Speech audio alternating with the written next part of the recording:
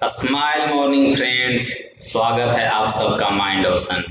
जैसा कि आप जानते हैं, हमारी संस्था स्टूडेंट्स के माइंड एंड ब्रेन डेवलपमेंट पे काम कर रही है, जिसके तहत हम लोग 3 प्रोग्राम प्रोवाइड करते हैं। NLP मेमोरी टेक्निक, दूसरा मिड ब्रेन एक्टिवेशन और तीसरा DMIT डर्मेटोग्राफी मल्टीपल इंटेलिजेंस टेस्ट। तो आज हम NLP मेमोरी टेक्निक के बारे में समझेंगे। दोस्तों, इस टेक्निक को समझने से पहले आपसे मेरा एक प्रश्न, क्या आपने ताजमहल देखा है? जी हाँ। अब इस प्रश्न के बाद आप थोड़ा सा अपने माइंड को रीड कीजिए और मुझे ये बताइए कि क्या ताजमहल आपके मेंटल स्क्रीन पे इस रूप में आया, मतलब अल्फाबेट में लिखा हुआ आया, या आपके मेंटल स्क्रीन पे कुछ इस तरह दिखा? द आंसर इज ये, मतलब आपके मेंटल स्क्रीन पे ताजमहल का इमेज आया। मेरा दूसरा प्रश्न, आपकी फेवरेट हीरोइन कौन है?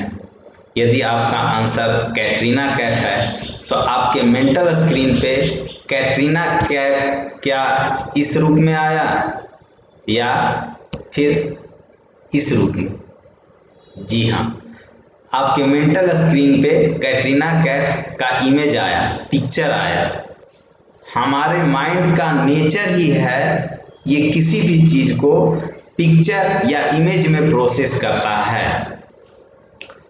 और हम ये गलती करते हैं कि बुक्स में वर्ड्स और नंबर्स में सारे चीज याद करने की कोशिश करते हैं, जो हमारे माइंड के नेचर के अगेंस्ट है। हमारा माइंड का नेचर है पिक्चर में किसी भी चीज को याद करना, मेमोराइज करना या प्रोसेस करना। बुक में 2 ही चीज होता है, वर्ड्स और नंबर्स। इसके अलावा बुक में और कुछ नहीं है।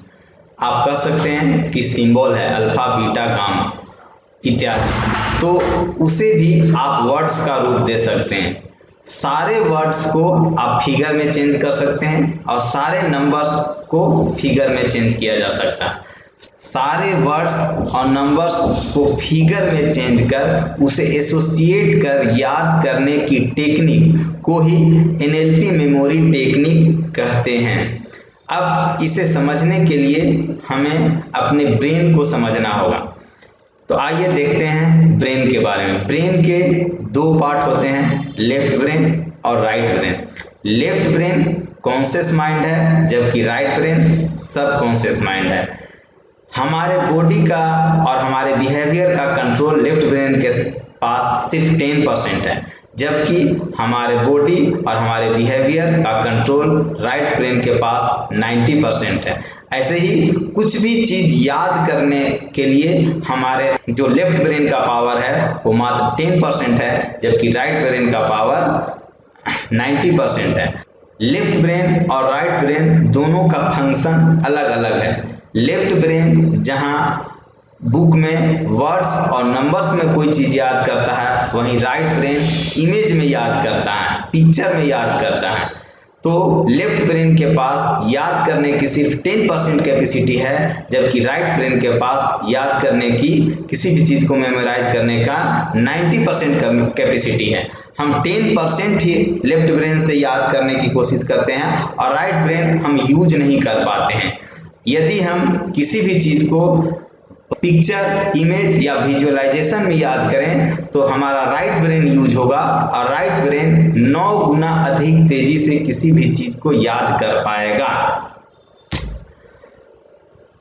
राइट ब्रेन चूंकि हमारे सेंसेस को कंट्रोल करता है, तो यदि हम सेंसेस के थ्रू कुछ भी याद करते हैं तो उसका 90% ज्यादा इफेक्ट होगा।